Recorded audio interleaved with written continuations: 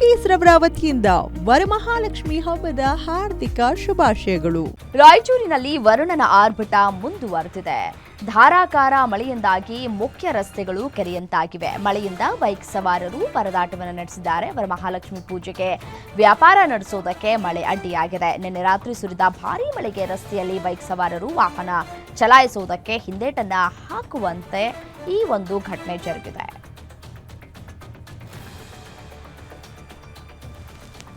ಅಮೆರಿಕದೊಂದಿಗಿನ ಸುಂಕ ಯುದ್ಧದ ನಡುವೆ ಪ್ರಧಾನಿ ನರೇಂದ್ರ ಮೋದಿ ಅವರು ದೇಶದ ರೈತರ ಪರವಾಗಿ ಮಹತ್ವದ ಹೇಳಿಕೆ ನೀಡಿದ್ದಾರೆ. ಎಂಎಸ್ ಸ್ವಾಮಿನಾಥನ್ ಶತಮಾನೋತ್ಸವ ಅಂತಾರಾಷ್ಟ್ರೀಯ ಸಮ್ಮೇಳನವನ್ನು ಉದ್ದೇಶಿಸಿ ಮಾತನಾಡಿದಂತಹ ಅವರು ರೈತರ ಹಿತಾಸಕ್ತಿ ಕಾಪಾಡುವುದಕ್ಕೆ ಯಾವುದೇ ವೈಯಕ್ತಿಕ ನಷ್ಟಕ್ಕೂ ಸಿದ್ಧ ಅಂತ ಪ್ರಧಾನಿ ಮೋದಿ ಟ್ರಂಪ್ಗೆ ಸವಾಲೆಸೆದಿದ್ದಾರೆ. ರೈತರ ಹಿತಾಸಕ್ತಿಗಳನ್ನು ರಕ್ಷಿಸುವುದು ನಮ್ಮ ಪ್ರಮುಖ ಆದ್ಯತೆ. ರೈತರು, ಮೀನುಗಾರರು ಮತ್ತು ಹೈನುಗಾರರ ಹಿತಾಸಕ್ತಿಗಳ ಬಗ್ಗೆ ಭಾರತ ಎಂದಿಗೂ ರಾಜಿ ಮಾಡಿಕೊಳ್ಳುವುದಿಲ್ಲ ಅಂತ ಹೇಳಿದ್ದಾರೆ. ಉಪರಾಷ್ಟ್ರಪತಿ ಅಭ್ಯರ್ಥಿಯನ್ನು ಆಯ್ಕೆ ಮಾಡುವುದಕ್ಕೆ ಬಿಜೆಪಿ ನೇತೃತ್ವದ ಎನ್ಡಿಎ ಪ್ರಧಾನಿ ಮೋದಿ ಮತ್ತು ಬಿಜೆಪಿ ಅಧ್ಯಕ್ಷ ಜೆಪಿ ನಡ್ಡಾ ಅವರಿಗೆ ಅಧಿಕಾರ ನೀಡಿದೆ ಅಂತ ಕೇಂದ್ರ ಸಚಿವ ಕಿರಣ್ ರಿಜಿಜು ಹೇಳಿದ್ದಾರೆ. ಇದು ಸರ್ವಾನುಮತದ ನಿರ್ಧಾರ ಅಂತ ಸಂಸದೀಯ ವ್ಯವಹಾರಗಳ ಸಚಿವರು ತಿಳಿಸಿದ್ದಾರೆ. ಸಂಸತ್ತಿನ ಸಂಕೀರ್ಣದಲ್ಲಿ ಪ್ರಮುಖ ಬಿಜೆಪಿ ನಾಯಕರು ಮತ್ತು ಅವರ ಮಿತ್ರ ಪಕ್ಷಗಳ ಸಭೆ ನಡೆದಿದ್ದು ಅಲ್ಲಿ ಈ ನಿರ್ಧಾರವನ್ನು ತೆಗೆದುಕೊಳ್ಳಲಾಗಿದೆ.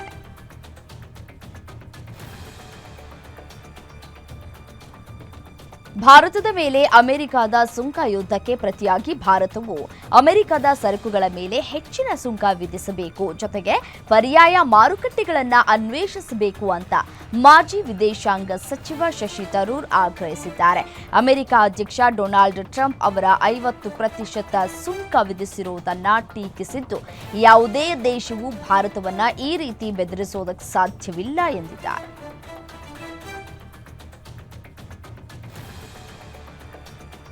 ನಟ ಕಮಲ್ ಹಾಸನ್ ಪ್ರಧಾನಮಂತ್ರಿ ನರೇಂದ್ರ ಮೋದಿ ಅವರನ್ನ ಭೇಟಿಯಾಗಿ ತಮಿಳುನಾಡಿನ ಕೀಳದಿಯ ಪುರಾತನ ಪರಂಪರೆಯನ್ನ ರಾಷ್ಟ್ರೀಯ ಮತ್ತು ಅಂತಾರಾಷ್ಟ್ರೀಯ ಮಟ್ಟದಲ್ಲಿ ಮನ್ನಣೆ ನೀಡುವಂತೆ ಕೋರಿದ್ದಾರೆ. ಈ ಭೇಟಿಯು ಕಮಲ್ ಹಾಸನ್ ಅವರ ರಾಜಕೀಯ ಪಯಣದಲ್ಲಿ ಒಂದು ಮಹತ್ವದ ಕ್ಷಣವಾಗಿದ್ದು, ತಮಿಳು ಸಂಸ್ಕೃತಿಯ ಶ್ರೇಷ್ಠತೆಯನ್ನ ಜಾಗತಿಕವಾಗಿ ಎತ್ತಿ ತೋರಿಸುವ ಅವರ ಬದ್ಧತೆಯನ್ನ ತೋರಿಸ್ತಾ ಇದೆ. ರಷ್ಯಾದಿಂದ ಭಾರತ ತೈಲ ಖರೀದಿ ಮಾಡ್ತಾ ಇದೆ ಎಂಬ ಕಾರಣಕ್ಕೆ ಅಮೆರಿಕ ಭಾರತದ ಮೇಲೆ 25% ಹೆಚ್ಚುವರಿ ಸುಂಕ ವಿಧಿಸಿದೆ. ಇದರ ನಡುವೆ ರಷ್ಯಾ ಅಧ್ಯಕ್ಷ ವ್ಲಾಡಿಮಿರ್ ಪುಟಿನ್ ಭಾರತಕ್ಕೆ ಭೇಟಿ ನೀಡುವುದು ಖಚಿತವಾಗಿದೆ.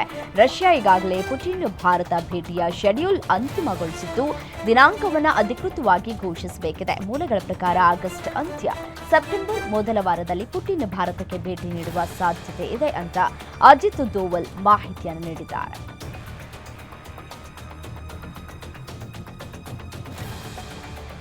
ಜಮ್ಮು ಮತ್ತು ಕಾಶ್ಮೀರದ ಉಧಂಪುರ ಜಿಲ್ಲೆಯ ಬಸಂತಗಢ ಪ್ರದೇಶದ ಕಾಂಡ್ವಾ ಬಳಿ ಸಿಆರ್ಪಿಎಫ್ ವಾಹನ ಅಪಘಾತಕ್ಕೀಡಾಗಿದೆ. ಘಟನೆಯಲ್ಲಿ 2 ಕೇಂದ್ರ ಮೀಸಲು ಪೊಲೀಸ್ ಪಡೆ ಸಿಬ್ಬಂದಿ ಮೃತಪಟ್ಟಿದ್ದು 16 ಮಂದಿ ಗಾಯಗೊಂಡಿದ್ದಾರೆ. ಉಧಂಪುರದ ಹೆಚ್ಚುವರಿ ಎಸ್ಪಿ ಸಂದೀಪ್ ಭಟ್ ಈ ಕುರಿತು ಮಾಹಿತಿ ನೀಡಿದ್ದು, ಪೊಲೀಸ್ ತಂಡಗಳು ಸ್ಥಳಕ್ಕೆ ಧಾವಿಸಿ ರಕ್ಷಣಾ ಕಾರ್ಯಾಚರಣೆಯನ್ನು ಆರಂಭಿಸಿವೆ. ಗಾಯಗೊಂಡ ಎಲ್ಲ ಸಿಬ್ಬಂದಿಯನ್ನ ಚಿಕಿತ್ಸೆಗಾಗಿ ಹತ್ತಿರದ ಖಾಸಗಿ ಆಸ್ಪತ್ರೆಗೆ ಸ್ಥಳಾಂತರ ಮಾಡಲಾಗಿದೆ.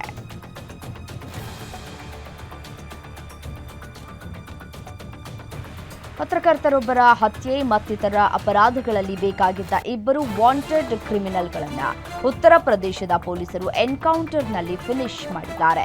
ವಿಶೇಷ ಕಾರ್ಯಪಡೆ ಮತ್ತು ಸೀತಾಪುರದ ಸ್ಥಳೀಯ ಪೊಲೀಸರ ಜಂಟಿ ತಂಡವೊಂದು ಕ್ರಿಮಿನಲ್ ಹಿನ್ನೆಲೆಯ 2 ಸಹೋದರರನ್ನ ಹತ್ಯೆ ಮಾಡಿರುವುದಾಗಿ ಅಧಿಕಾರಿಗಳು ಹೇಳಿದ್ದಾರೆ. ಆದರೆ ದಿವಂಗತ ಪತ್ರಕರ್ತನ ಪತ್ನಿ ಎನ್ಕೌಂಟರ್ ವಿರುದ್ಧ ಕಿಡಿಕಾರಿದ್ದು ಪ್ರಕರಣವನ್ನು ಸಿಬಿಐ ತನಿಖೆಗೆ ವಹಿಸುವಂತೆ ಒತ್ತಾಯಿಸಿದ್ದಾರೆ.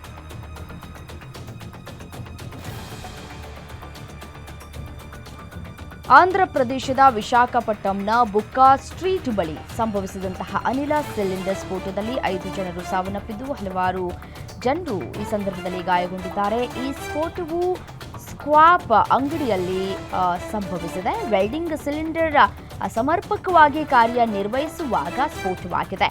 ಸ್ಫೋಟದ ಪರಿಣಾಮ ಎಷ್ಟು ಪ್ರಬಲವಾಗಿತ್ತು ಅಂತಂದ್ರೆ ಮೃತರ ದೇಹಗಳು ಚದುರಿ ಹೋಗಿ ಗುರುತಿಸಲಾಗದಷ್ಟು ದೂರಕ್ಕೆ ಹಾರಿ ಬಿದ್ದಿದ್ವು ಅಂತ ಸ್ಥಳೀಯರು ಮಾಹಿತಿಯನ್ನು ನೀಡಿದ್ದಾರೆ.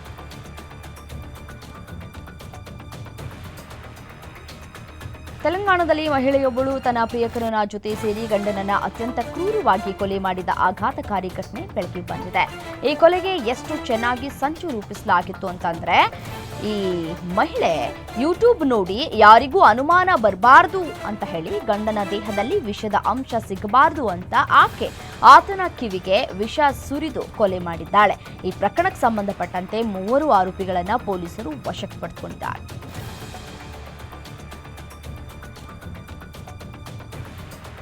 ಅಯೋಧ್ಯೆಯ ರಾಮ ಮಂದಿರದಲ್ಲಿ ಧ್ವಜಾರೋಹಣ ಸಮಾರಂಭಕ್ಕಾಗಿ ಶ್ರೀರಾಮ ಜನ್ಮಭೂಮಿ ತೀರ್ಥಕ್ಷೇತ್ರ ಟ್ರಸ್ಟ್ ಅದ್ದೂರಿ ಕಾರ್ಯಕ್ರಮವನ್ನು ಯೋಜಿಸ್ತಾ ಇದ್ದು, ಇದಕ್ಕೆ ದೇಶದಾದ್ಯಂತ ಸಾಧುಗಳನ್ನು ಆಹ್ವಾನಿಸಲಾಗಿದೆ. ಈ ವರ್ಷ ನವೆಂಬರ್ 25ರಂದು ಕಾರ್ಯಕ್ರಮವನ್ನು ಆಯೋಜಿಸಲಾಗಿದೆ. 3 ದಿನಗಳ ಬೃಹತ್ ಉತ್ಸವವು ನವೆಂಬರ್ 23ರಿಂದ 25ರವರೆಗೆ ನಡೆಯಲಿದ್ದು, 161 ಅಡಿ ಎತ್ತರದ ಗೋಪುರದ ಮೇಲೆ 42 ಅಡಿ ಉದ್ದದ ಕೇಸರಿ ಧ್ವಜಾರೋಹಣವನ್ನು ನವೆಂಬರ್ 25ರಂದು ನಿಗದಿಪಡಿಸಲಾಗಿದೆ.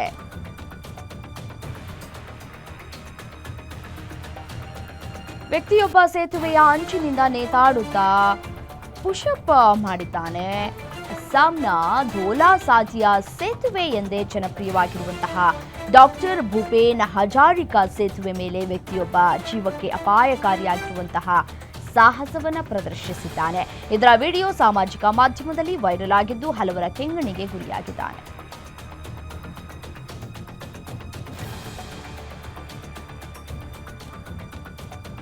ಮಕ್ಕಳಿಗೆ ತಂದೆಯೇ ಹೀರೋ. ಮಕ್ಕಳಿಗೆ ಅಪಾಯ ಎದುರಾಗ್ತಾ ಇದೆ ಎಂದಾಗ ಯಾವ ತಂದೆಯೂ ಸುಮ್ಮನೆ ಕೂರಲಾರ. ಹಾಗೆಯೇ 2 ವರ್ಷದ ಮಗುವಿನ ಮೇಲೆ ದಾಳಿ ಮಾಡೋದಕ್ಕೆ ಬಂದಿದ್ದಂತಹ ನಾಯಿಯಿಂದ ತಂದೆಯೊಬ್ಬ ತನ್ನ ಮಗುವನ್ನ ಕಾಪಾಡಿಕೊಂಡಿರುವಂತಹ ವಿಡಿಯೋ ವೈರಲ್ ಆಗಿದೆ. ಈ ಘಟನೆ ಗುಜರಾತ್ನ ಅಮ್ರೇಲಿಯಲ್ಲಿ ನಡೆದಿದೆ. ಇದ್ದಕ್ಕಿದ್ದಂತೆ ಮಗುವಿನ ಮೇಲೆ ನಾಯಿ ದಾಳಿ ನಡೆಸಿತ್ತು. ಬಾಲಕ ಕಿರ್ಚ್ತಾ ಇದ್ದಂತೆ ತಂದೆ ಸೆಕೆಂಡ್ಗಳಲ್ಲಿ ಅಲ್ಲಿಗೆ ಓಡ್ ಬಂದು ನಾಯಿಯ ಹಿಡಿತದಿಂದ ತಪ್ಪಿಸಿದ್ದಾರೆ.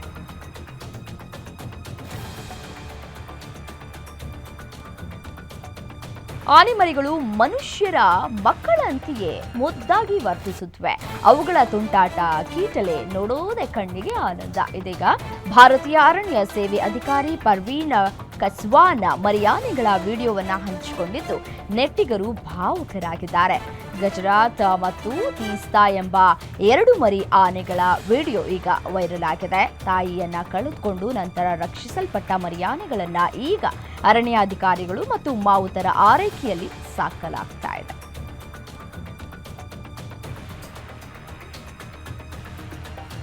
ಅಮೆರಿಕ ಅಧ್ಯಕ್ಷ ಡೊನಾಲ್ಡ್ ಟ್ರಂಪ್ ಭಾರತೀಯ ಸರಕುಗಳ ಮೇಲೆ ತೀವ್ರ ಸುಂಕಗಳನ್ನು ಘೋಷಿಸಿದ ನಂತರ ಭಾರತ ಮತ್ತು ಅಮೆರಿಕದ ನಡುವೆ ಹೆಚ್ಚುತ್ತಾ ಇರುವ ವ್ಯಾಪಾರ ಉದ್ವಿಗ್ನತೆಯ ನಡುವೆ ಇಸ್ರೇಲ್ ಪ್ರಧಾನಿ ಬೆಂಜಮಿನ್ ನೆತನ್ಯಾಹು ಭಾರತ ಮತ್ತು ಅಮೆರಿಕ ರಾಷ್ಟ್ರಗಳು ಸಾಮಾನ್ಯ ನೆಲೆಯನ್ನ ಕಂಡುಕೊಳ್ಳಬಹುದು ಎಂಬ ವಿಶ್ವಾಸವನ್ನು ವ್ಯಕ್ತಪಡಿಸಿದ್ದಾರೆ. ಭಾರತ ಮತ್ತು ಅಮೆರಿಕ ಗಮನಾರ್ಹವಾದ ಸಾಮಾನ್ಯ ನೆಲೆಯನ್ನ ಹೊಂದಿವೆ ಅಂತ ನೆತನ್ಯಾಹು ಹೇಳಿದ್ದಾರೆ.